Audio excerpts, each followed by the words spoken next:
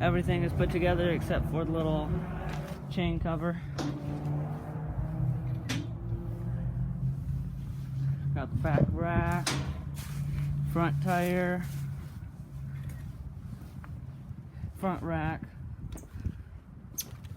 Everything's on except for that part right there.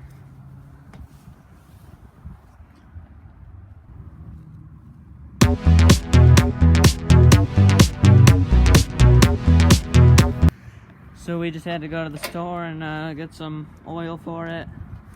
We put it in there, and now it should be completely done. There's nothing more to do, so we're about to start it up for the first time. And yeah, here it is, the finished mini bike. Stay tuned for the next video to see it up and running.